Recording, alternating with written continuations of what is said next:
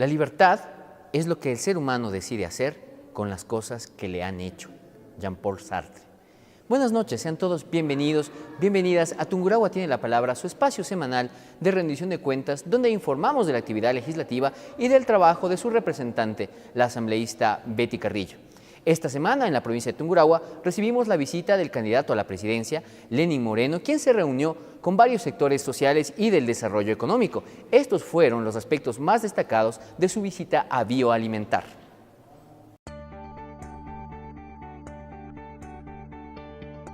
Unidos somos invencibles, ¿okay? Creo que la unión hace la fuerza y creo que nosotros tenemos que involucrarnos cada vez más en dar esta parte de ideas.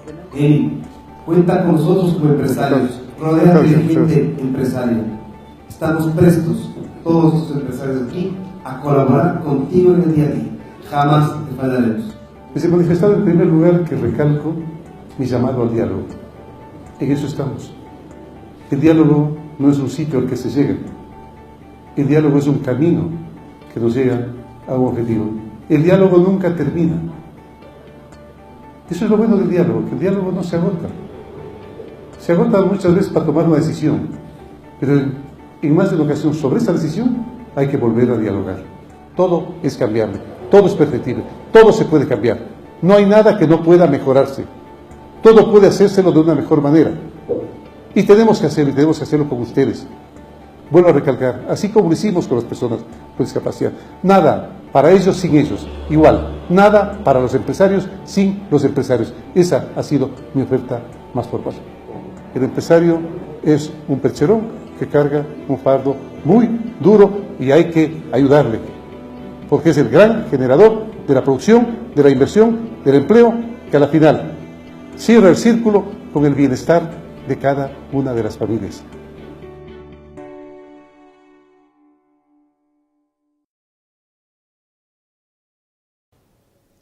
Posteriormente se dirigió al Teatro La Lama, donde fue recibido por la ciudadanía tungurahuense y expresó varios aspectos de su plan gubernamental y de su compromiso con la patria, algo que siempre debe estar en la guía del gobierno, la lucha contra la corrupción. Escuchemos cuál fue el mensaje de Lenín Moreno. Continuismo, no. Continuar, sí. Continuar esa lucha contra la corrupción que ha iniciado Rafael Correa Delgado. Principalmente, en instituciones como Petroecuador, que secularmente han tenido este tipo de comportamiento, donde parecería estar anquilosada la corrupción. Lucha decidida contra la corrupción. Queridos amigos, ahí hace falta una cirugía mayor. Por eso he pedido ayuda al doctor Ban Ki-moon para aplicar la Convención de Naciones Unidas de Lucha contra la Corrupción aquí en el Ecuador. No podemos permitir que el trabajo de todos los ecuatorianos se lleve un grupo de traidores. No puede ser. Lucha contra la corrupción, lucha contra la violencia, lucha contra el narcotráfico.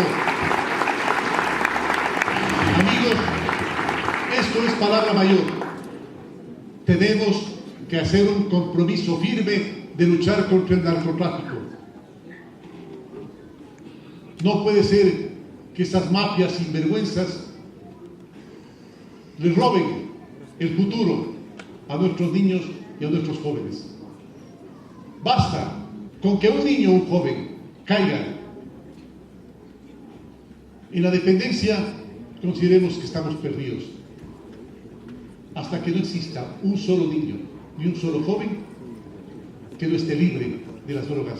Ese es nuestro propósito, esa es nuestra lucha, pero no es una lucha de gobierno, es una lucha de todos, absolutamente de todos. A luchar totalmente contra la droga.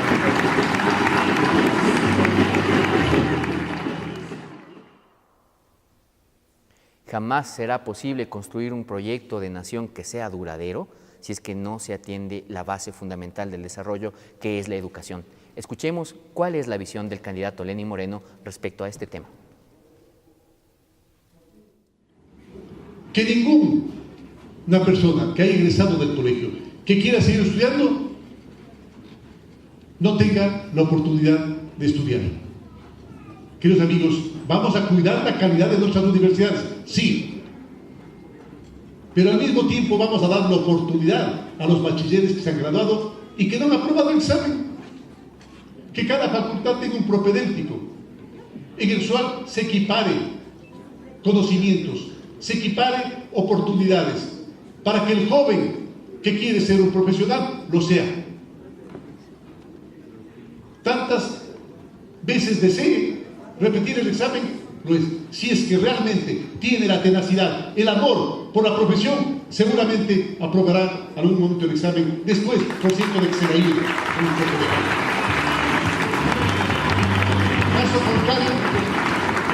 Caso contrario, si es que encuentra que a lo mejor no es por ahí su orientación, siempre habrá un departamento de orientación. Dije que venía con mi mano tendida. Tendida para todas aquellas personas que quieran dialogar, que quieran conversar, que quieran llegar a acuerdos mínimos. La misión ya no es sola las personas con discapacidad, que también lo es. La misión son los niños, los jóvenes, los ancianos, las mujeres, los profesores, los obreros, los trabajadores del campo, de la sierra, de la costa, del oriente, los transportistas, los empresarios, los pequeños emprendedores, los jóvenes llenos de ilusiones. Todos esos son ahora la misión, porque la misión ahora es todo el Ecuador. La misión en este próximo gobierno continúa. La misión continúa, la misión es todo el Ecuador. Por eso, les repito nuevamente, bienvenidos, luchadores de la paz y de la vida. Muchísimas gracias.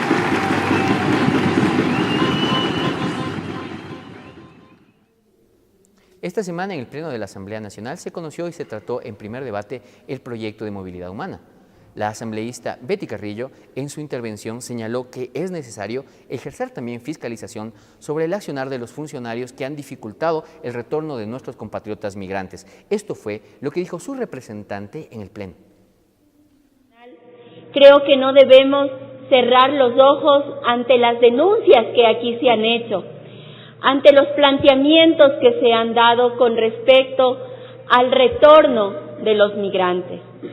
Si bien es cierto, el Gobierno Nacional de la Revolución Ciudadana ha generado políticas para ese retorno con respecto al menaje, pero también es muy cierto que malos funcionarios llegan incluso a condicionar, llegan a dañar todo lo que los migrantes fueron a hacer en el momento en que ingresan acá al Ecuador. Les quitan los vehículos, les quitan el menaje, les extorsionan muchas veces.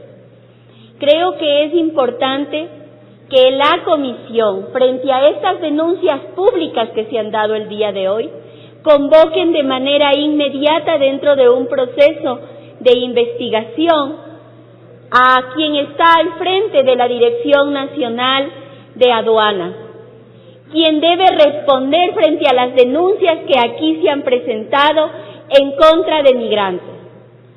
Porque es muy cierto, no es posible y no vamos a permitir que mientras nosotros generamos leyes y mientras el Gobierno Nacional genere políticas públicas en favor de los migrantes, malos funcionarios los extorsionen. Tungurahua tiene la palabra, un espacio de diálogo ciudadano que integra todas las voces. Escuchemos cuál fue el criterio del doctor Óscar Valenzuela, catedrático universitario, sobre el proyecto de movilidad humana en nuestro segmento invitado especial.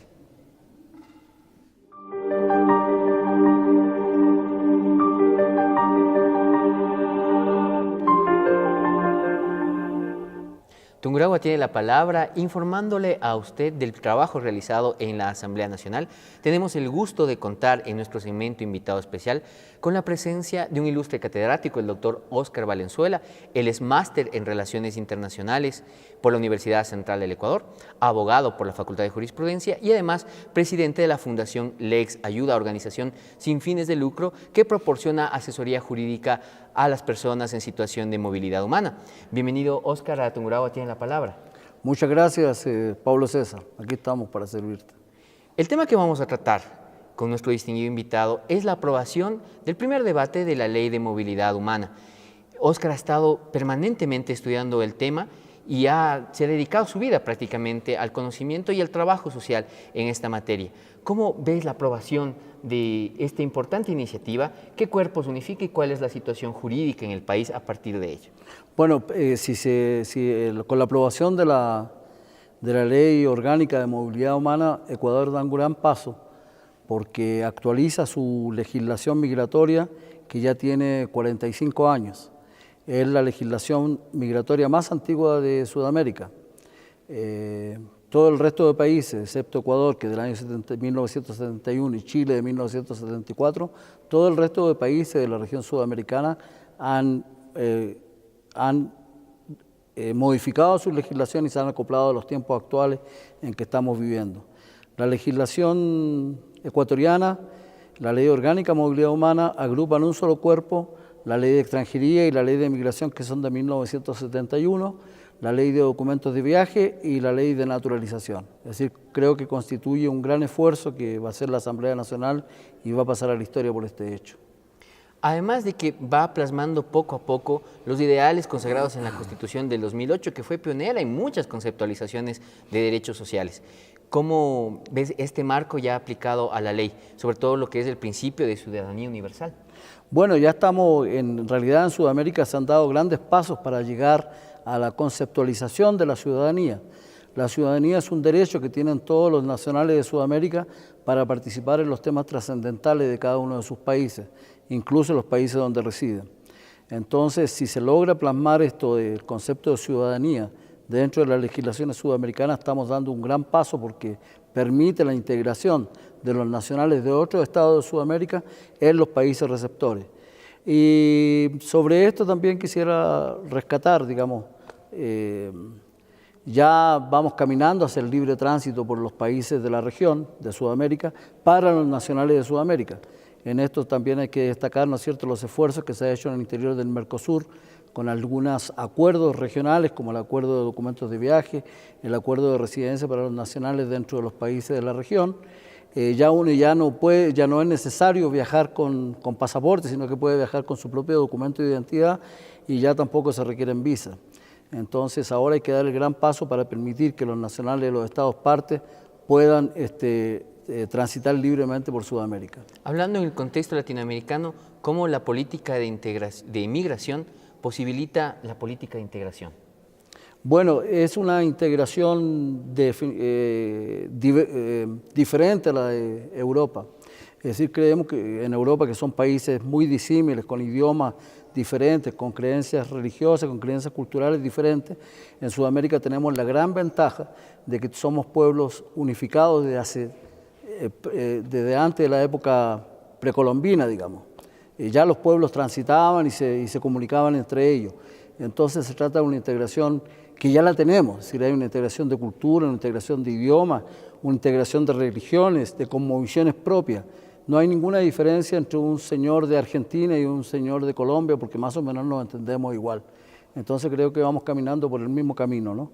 Y sobre esto también se me había olvidado acotar que el tema de la UNASUR aprobó el concepto de ciudadanía sudamericana del año 2014, que falta que se plasme, pero estamos avanzando hacia allá. Es decir, creo que la ley de movilidad humana podría conceptualizar, en vez de tratar de señalar extranjeros, podría decir ciudadanos.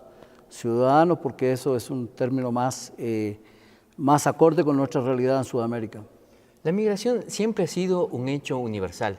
Actualmente en el mundo parecieran que al mismo tiempo se derriban todas las fronteras de distancia tecnológicas de comunicación y al mismo tiempo se eleva un muro de pensamiento en cuanto a cómo nos miramos uno frente al otro en la condición de extranjero. Quien migra muchas veces, y nos pasa a nosotros en otros países, pero les pasa a la gente que llega al Ecuador, quien migra se convierte en el espejo de tantos temores difusos, cuando no en el culpable de otras circunstancias que se les atribuyen. ¿Cuáles son los desafíos de la política migratoria en nuestro país? Yo creo, sí, es verdad lo que tú dices. Antes, en los años 75, cuando tuve la fortuna de llegar a Ecuador, los causantes de muchos delitos éramos los chilenos. Ahora quizás son otras personas de otras naciones. Entonces hay que romper muchos imaginarios de la población local con respecto a la persona de de otras nacionalidades. En realidad he trabajado profesionalmente como abogado con nacionales de 106 países y creo que todos somos iguales, es decir, tenemos los mismos defectos y las mismas virtudes y nuestros corazones laten de la misma forma. Entonces creo que la palabra extranjero incluso podría ser borrada de la legislación moderna y decir ciudadano de otras nacionalidades, porque los únicos extranjeros serían los marcianos, si es que llega a comprobarse ese hecho.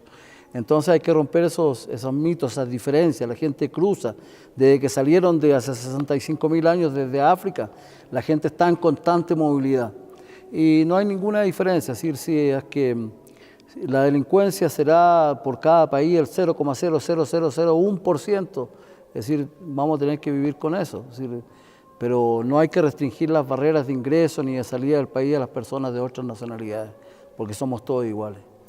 Ecuador en esto tiene una experiencia muy particular por el éxodo de muchísimos compatriotas que se suscitó a través de crisis económicas, de un fortalecimiento de las políticas neoliberales.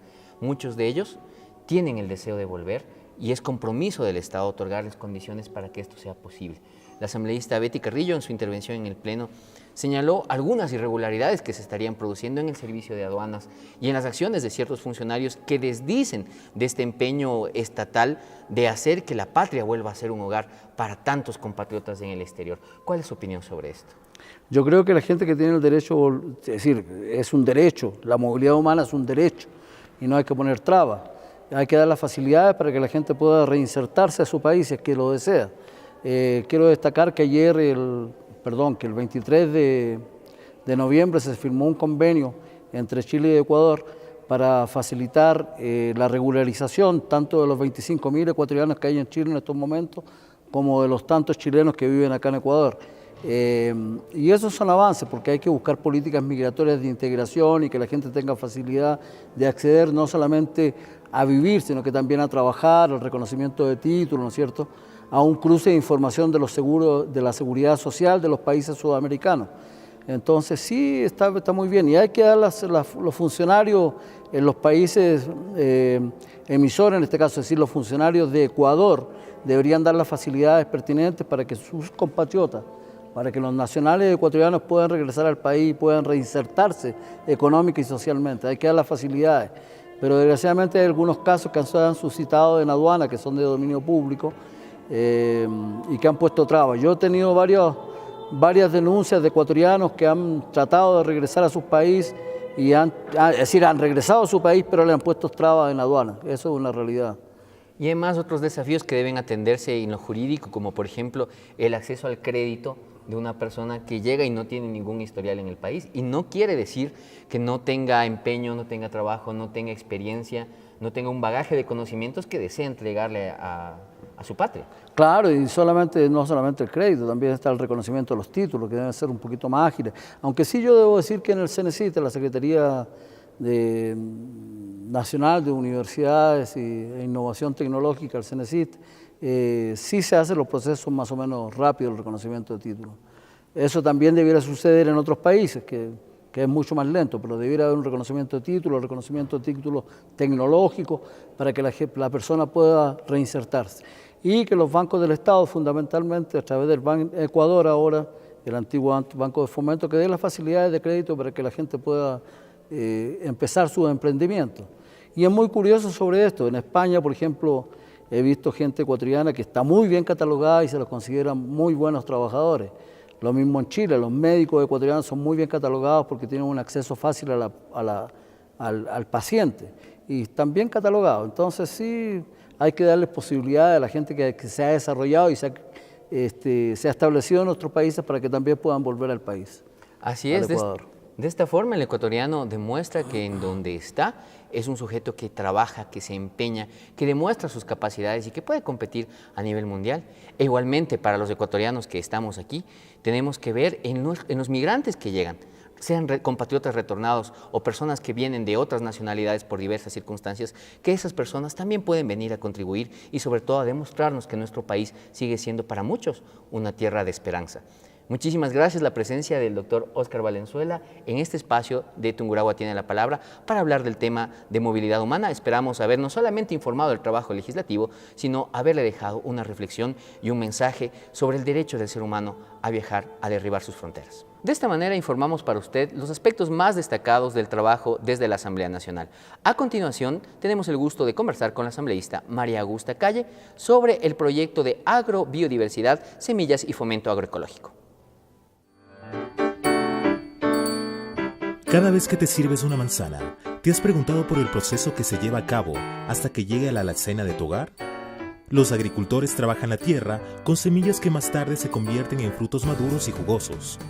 Los frutos que nos ofrece la madre tierra son cosechados y más tarde comercializados para el consumo. Se torna fundamental que las semillas que los campesinos siembran sean sanas para garantizar una alimentación de calidad. Es por eso que el proyecto de ley de semillas regula la producción agrícola con el fin de ofrecer a la población una alimentación sana, suficiente y nutritiva, que guarde sintonía con la identidad y las tradiciones culturales. Este constituye nuestro derecho. La interacción en equilibrio y armonía entre las prácticas agrícolas de cada pueblo y la madre tierra es fundamental para garantizar la soberanía alimentaria, la conservación de los ecosistemas y el desarrollo agrícola.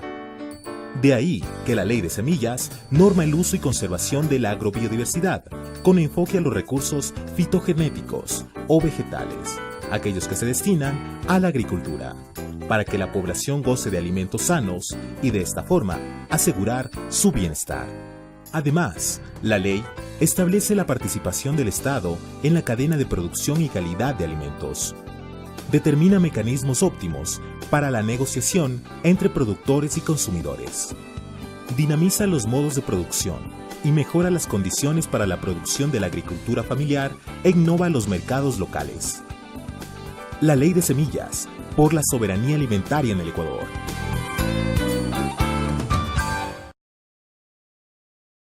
Desde el Salón del Ex Senado de la Asamblea Nacional tenemos el gusto de contar con la presencia de la asambleísta María Augusta Calle. Ella es presidenta de la Comisión Especializada de Relaciones Internacionales de la Asamblea Nacional y además una de las voces parlamentarias que ha marcado presencia en la agenda y el compromiso en todo el continente e incluso en Europa por una lucha social que es la erradicación del hambre en el continente. Además, una política destacada que ha hecho de la soberanía alimentaria su pie de lucha. Bienvenida, asambleísta, a Tungurahua tiene la palabra. Muchas gracias, muy gentil sus palabras. Tenemos una ley en coyuntura que es la Ley de Fomento Agroecológico y Biodiversidad y Semillas. Asambleísta, ¿cómo ha marchado este proceso en medio de la consulta prelegislativa? A ver, esta ley fue hecha con las voces de más de 2,000 personas, en talleres a lo largo y ancho del país, de pequeños productores, de agroecologistas, de campesinos en general. Creo que en las consultas prelegislativas también se ha remarcado la necesidad de mantener a nuestro país libre de semilla y cultivo transgénico, que me parece fundamental. De lo que he podido conocer, también han habido muchas voces para que esta ley preserve el derecho constitucional de la libre circulación de semillas.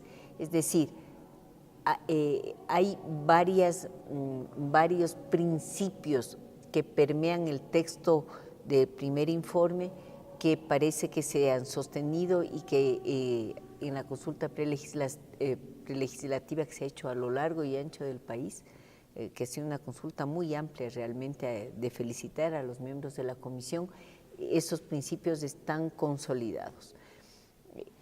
Obviamente que va a haber cambios en el texto de la ley, obviamente, porque para eso es el debate y para eso es el segundo informe, si no, no tendría sentido, y vamos a estar atentos a ver qué cambios son los que se dan a partir de la consulta prelegislativa. Asambleísta, desde el Frente Parlamentario Ecuador Sin Hambre, del cual también forma parte nuestra representante, la doctora Betty Carrillo, Claro. ¿cuál ha sido la agenda de trabajo, el aporte realizado a esta ley y sobre todo la visión de saber que un cuerpo legislativo no está aislado? Forma parte también de una visión, de un proyecto que se articula a otras iniciativas, pero que también tiene otros desafíos. ¿Cuál es el enfoque desde el Frente Parlamentario Ecuador Sin Hambre? Bueno, el Frente Parlamentario en esta ley tiene un papel protagónico, porque, como le decía hace un rato, esta ley fue construida en talleres a lo largo y ancho del país, pero fue presentada por los integrantes del Frente Parlamentario. Esta propuesta de ley que está ahora en consulta prelegislativa tiene una enorme ventaja, y es que tiene un marco constitucional que le delimita totalmente. Es la Constitución la que habla de la libre circulación de semillas, es la Constitución la que dice que la soberanía alimentaria es un objetivo estratégico del Estado, es la Constitución la que nos dice que este es un territorio libre de semilla y cultivo transgénico. Entonces, todo eso, más otros artículos constitucionales, le dan un marco constitucional y que le vuelve imperdible. O sea, no hay por dónde equivocarse en la construcción de esta ley. Precisamente en ese punto, asambleísta, considerando que los principios de la Constitución, la soberanía alimentaria, deben aterrizarse a la práctica, a la realidad, donde pueden transformar la vida de nuestros pequeños productores en el campo y en especial aquellos en una provincia agrícola como lo es Tungurahua. ¿Cómo se fomenta la agroecología, el cultivo orgánico, la pequeña economía, el sustento familiar que deriva de ahí? ¿Qué mecanismos establece ya esta ley en el plano en concreto? A ver, la propuesta de ley, vamos a ver cómo queda. Está hablando, por ejemplo, de varios incentivos en el ámbito económico para el fomento agroecológico. Está hablando de la protección de la libre circulación de semillas, de la certificación de semillas, de la autocertificación de semillas a través del intercambio entre los productores directos, no de una certificación únicamente comercial, digamos. Esta ley prevé otra serie de mecanismos, por ejemplo, la ejecución de ferias de venta directa de los productos agroecológicos, pero ya no como iniciativas personales, sino como una política de Estado que se pueda ver, y con esto culmino, disculpe, que en realidad nuestra agroexportación no tiene que pensarse únicamente en el volumen del banano y en el volumen de exportación de la gran producción industrial, porque eso no nos vuelve competitivos. Nosotros tenemos junto a nosotros a Colombia y a Perú, que son países enormes, muchísimos más grandes que el Ecuador, con mucho más recursos, y la producción de ellos puede entrar de manera más fácil. Por ejemplo, ahora que estamos hablando del acuerdo de la Unión Europea, ¿no?